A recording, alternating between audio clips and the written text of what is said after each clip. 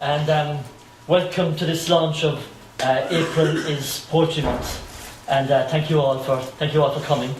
We're presenting this event in association with the Academy of American Poets, and we will explain that little connection later on.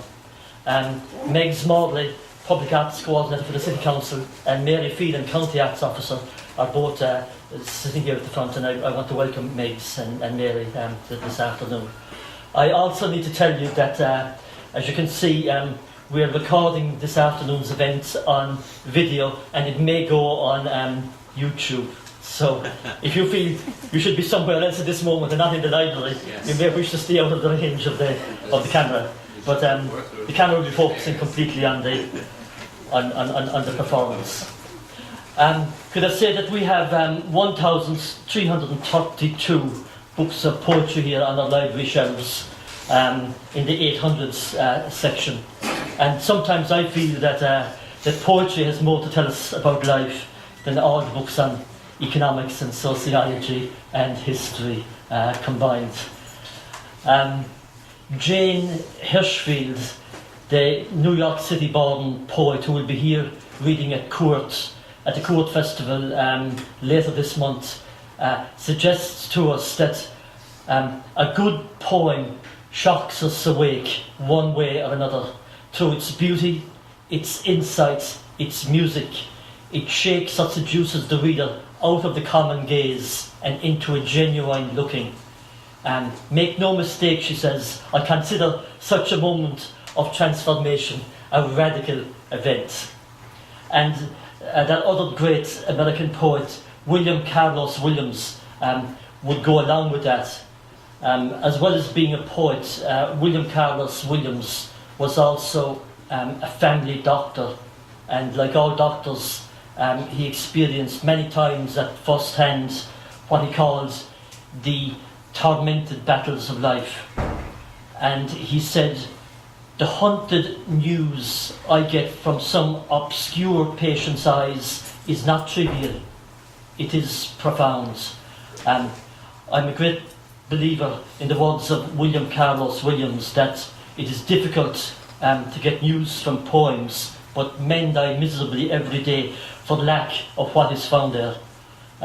Men die miserably every day for the lack of some poetry in their lives, according to that poet, and who was also a GP. And as I say, this link up this afternoon is link up with the Academy of American Poets, and Galway City Library is participating in this month-long April is Poetry Month.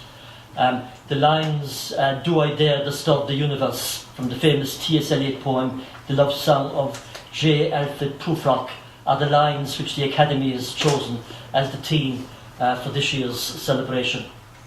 The Love Song of J.Alfred Prufrock is a poem which has entranced many people and is regarded as one of the finest pieces of poetry ever written. And today we're going to have it performed in full by the poet and poet performer from Derry, John Walsh. John has had two collections of poetry, Johnny Tell Them and Love's Enterprise Zone, published by the Guildhall Press. And John runs the successful performance poetry event North Beach Poetry Nights, which takes place monthly in the Crane Bar, and he's also the director of the new poetry press called the Dire Press. His third collection of poetry is forthcoming from Salmon Press. Ladies and gentlemen, to perform the love song of J.Alfred Prufrock, will you please welcome John Walsh.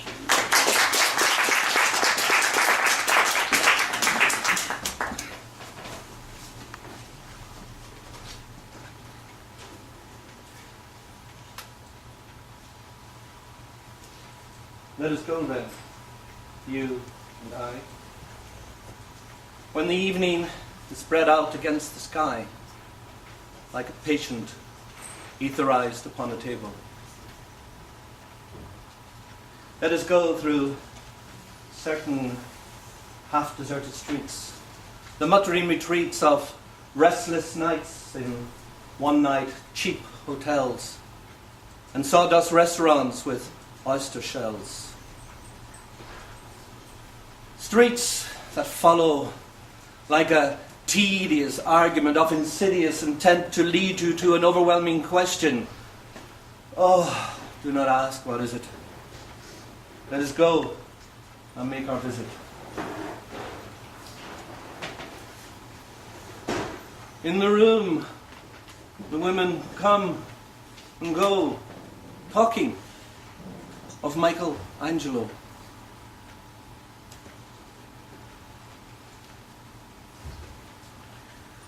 The yellow fog that rubs its back upon the window panes, the yellow smoke that rubs its muzzle on the window panes, licked its tongue into the corners of the evening, lingered on the pools that stand in drains, let fall upon its back the soot that falls from chimneys, slipped by the terrace, made a sudden leap, and seeing that it was a soft October night, curled once about the house and fell asleep.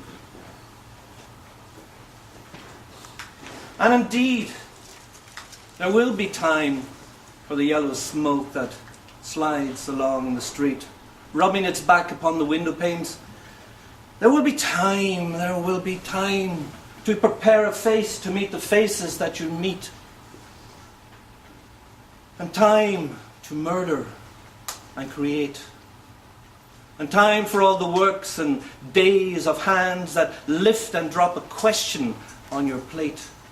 Time for you, time for me, and time yet for 100 indecisions, and 100 visions and revisions before the taking of a toast and tea.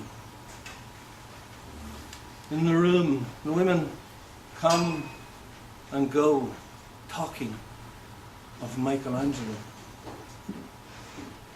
And indeed, there will be time to wonder, do I dare? And do I dare? Time to turn back and descend the stair with a bald spot in the middle of my hair. They will say, oh, how his hair is growing thin. My morning coat, my collar mounting firmly to the chin, my necktie, rich and modest, but asserted by a simple pin. They will say, oh, but how his arms and legs are thin. Do I dare disturb the universe? In a minute, there is time for decisions and revisions that a minute will reverse.